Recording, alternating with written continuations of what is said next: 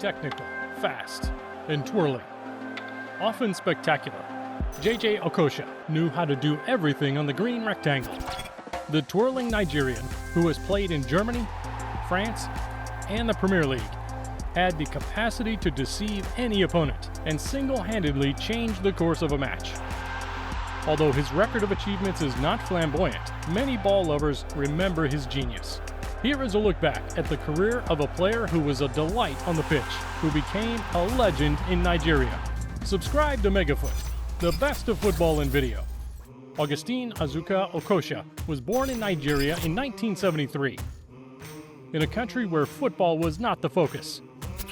He started out in Enugu, learning on bumpy fields. At 18, his life took an unexpected turn.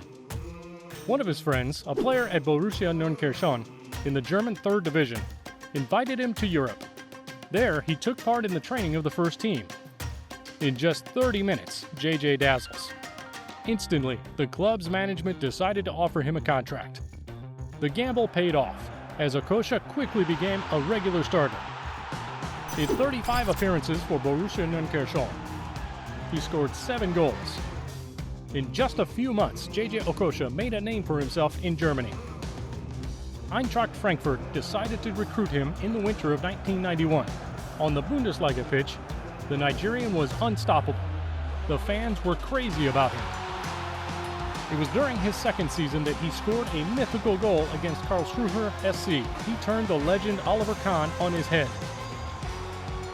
In 90 games for Frankfurt, JJ Okocha scored 18 goals. He took advantage of his popularity to stand up to his coach Jupp Heynckes on several occasions, without his image being tarnished.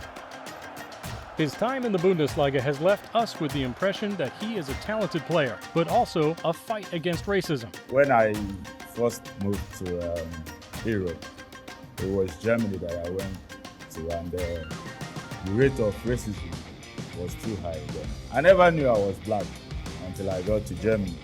In the summer of 1996, Okocha won the Olympics with the Nigerian national team. His team was amazing, beating Brazil and Argentina in quick succession. This was thanks in no small part to talented players such as Babayaru and Kanu. After this victory, Okocha was the object of much interest. It was finally in Turkey, at Fenerbahce, that the 23-year-old dribbler would bring all his genius. He spent 2 seasons there and became an icon. JJ plays at his best, regular and above all decisive. He easily won the hearts of the Fenerbahce fans, but also the respect of the entire Turkish league. In 62 appearances, he scored 30 times, thanks in part to an exceptional strike from a direct free kick. On the pitch, the playmaker was flamboyant, yet his reputation struggled to grow throughout the old continent. In 1998, after a failure in the World Cup in France with Nigeria, Paris Saint-Germain sought him out for a record amount at the time of more than 17 million euros. Augustine JJ Okocha arrived in France. Despite numerous injuries, the number 10 managed to distinguish himself in his first minutes in the Parisian shirt. When he came on in the 76th minute of a match against Bordeaux, Okocha scored his first goal, a gem. His technique is well above the average in France, but it was not enough to lift his club above 8th place in the league. His dribbling and his heavy ball striking will continue to plague France for another 3 seasons. It was during his last year that he formed a mythical duo with Ronaldinho for 6 months. 2 players with an outstanding technique, but whose chemistry will never take place. The 2 artists spent only 853 minutes together on the field. The coach, Luis Fernandez, preferred a more balanced and defensive team. What a disappointment. Imagine these 2 at their top level. The 2002 World Cup in Japan was another failure for the Nigerian national team.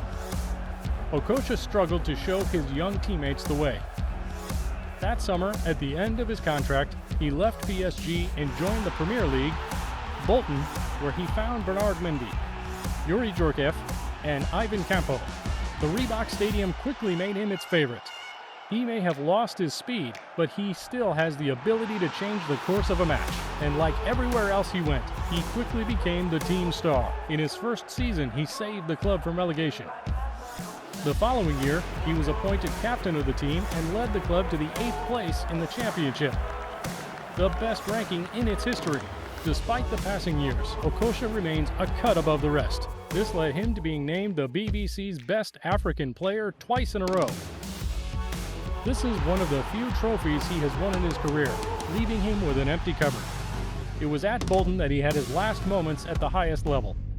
In 2006, he answered the call to move to Qatar, where he played 41 matches for Qatar SC.